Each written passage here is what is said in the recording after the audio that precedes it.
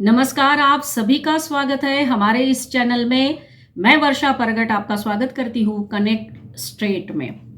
दोस्तों, आज दिन भर जो खबर चली है वो हम सबको पता है, लेकिन आज इन खबरों के बीच भी एक बात हम आपसे ज़रूर कहना चाहेंगे, क्योंकि आज का दिन हमारे इतिहास में एक बहुत ही महत्वपूर्ण दिन माना जाता है। और महत्वपूर्ण दिन है क्योंकि आज की तारीख जो है वो 13 अप्रैल आज के दिन पंजाब में हजारों लोगों के ऊपर जनरल डायर ने गोलियां बरसाई थी और हजारों लोग मारे गए थे।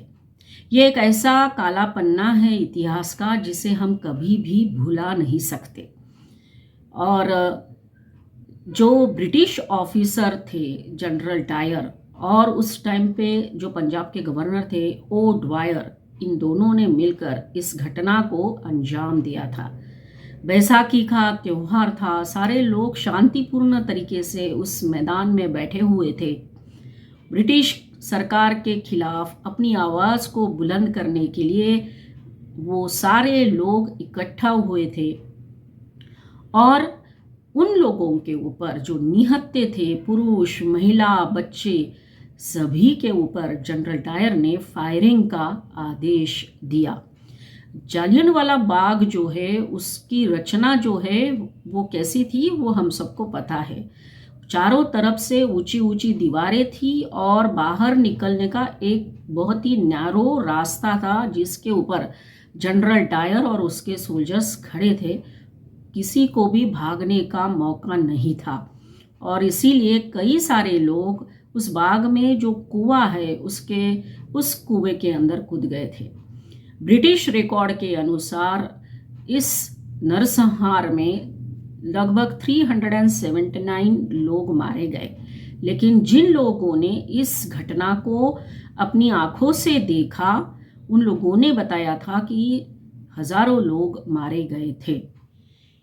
इस घटना के बाद देश में आक्रोश था, अंग्रेज़ों के खिलाफ गुस्सा था और लोगों ने ये कहना शुरू किया था कि इस तरह की घटना से ब्रिटिश सरकार की जो बर्बरता है, क्रूरता है, घृणास्पद उनका जो स्वभाव है वो सामने आकर दिखता है, तो इनके खिलाफ ज़रूर एक्शन होनी चाहिए। तो इस तरह से ये घटना हुई थी। अगर आज भी हम सोचते हैं कि क्या जनरल डायर को इस घटना के लिए माफ़ किया जा सकता है? माफ़ी तो गुनहगारों को मिलती है। हम देखते हैं कि सुप्रीम कोर्ट में याचिका दाखिल की जाती है। काफ़ी सारे गुनहगार जो होते हैं माफ़ी के लिए वो याचिका रिक्वेस्ट करते हैं प्रेसिडेंट को, लेकिन इसका मतलब ये नहीं है कि उनको माफ़ी मिल ही जाएगी। ऐसे बहुत सारे केस हुए हैं। लेकिन जब हम ब्रिटिश सरकार की बात करते हैं जिन्होंने हमारे ऊपर अत्याचार किया, हमें गुलाम बनाया, उनका ही एक ऑफिसर जनरल डायर, क्या उसको हम कभी माफ़ कर पाएंगे? अगर ऐसा सोचते हैं तो शायद ही आंसर हाँ में आएगा।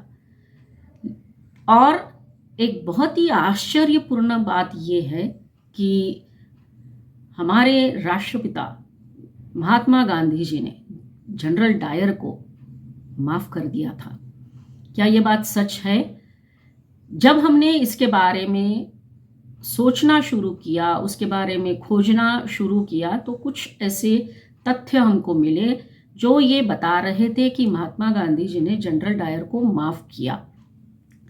The collected works of Mahatma Gandhi में काफ़ी सारे ऐसे आर्टिकल्स है जिसमें ये लिखा गया है कि गांधी जी ने जनरल डायर को माफ़ कर दिया था। फिर इसमें बात करते हैं क्या है।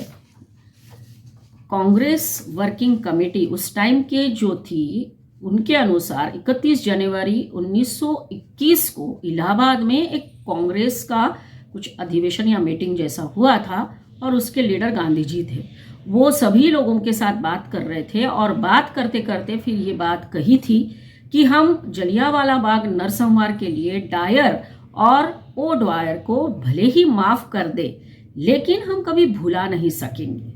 वो बात तो सही है, हम कैसे भूल सकते हैं जहां हजारों लोग ब्रिटिश गवर्नमेंट में मार दिए। फिर 25 अगस्त 1920 के यंग इंडिया में प्रकाशित एक आर्टिकल है जिसमें गांधी जी ने लिखा था, डायर ने केवल कुछ शरीरों को नष्ट किया जबकि अन्य ब्रिटिशों ने एक राष्ट्र की आत्मा को मारने की कोशिश की। फिर बाद में गांधी जी ऐसा लिखते हैं, जनरल डायर पर खर्च किया गया रोष यानी गुस्सा मुझे यकीन है काफी हद तक गलत दिशा में था या गलत दिशा में है। इस तरह से गांधी जी ने जनरल डायर के बारे में लिखा हुआ है। फिर और एक बात, ये घटना होने के बाद एक क्रांतिकारी ऐसा था जिसको इस घटना का बदला लेना था और काफी साल तक उसने उस व्यक्ति का पीछा किया, उस व्यक्ति के बारे में जानकारी हासिल करता रहा और आखिरकार उस व्यक्ति को उस क्रांतिकारी ने मार गिराया। जी हाँ, मैं बात कर रही हूँ सरदार उधम सिंह की। एक तरह से हम बोल सकते हैं कि सरदार उधम सिंह जो है हमारे मोसाद की तरह। तो मार्च 1940 में उन्होंने बदला लिया, जलियांवाला बाग नरसंहार के लिए जिम्मेदार ओ ड्वायर को मारकर। और इसका वर्णन जो है इस किताब में है। मेरे पास जो किताब है वो ये किताब है। इस किताब का नाम है Veer Savarkar, the man who could have prevented partition, और इसको लिखा है उदय माहुरकर एंड चिरायु पंडित, इन दोनों ने। तो इस किताब में वर्णन है, क्या लिखा हुआ है कि जब उधम सिंह ने इस घटना की, जो घटना हुई थी जलियांवाला बाग की, और उसके लिए जो जिम्मेदार थे ओ ड्वायर, उनको मारा था, तब क्या कहा था?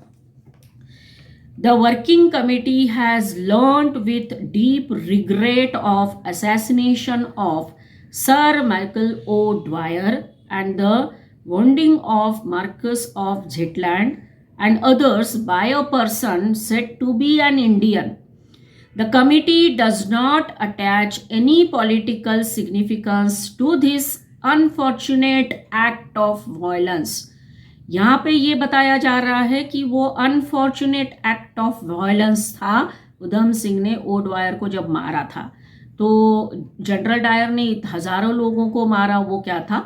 वो कुछ भी नहीं था, वो एक्ट ऑफ वायलेंस नहीं था कि हम उनको माफ कर सके। Nevertheless it wishes to retreat its conviction that all such acts are injurious to the national cause. इस तरह से लिखा हुआ है इस किताब में, ये किताब पेज नंबर 40 पर। तो ये हमको सोचने पर मजबूर करता है कि जनरल डायर को माफ करना उचित था या नहीं।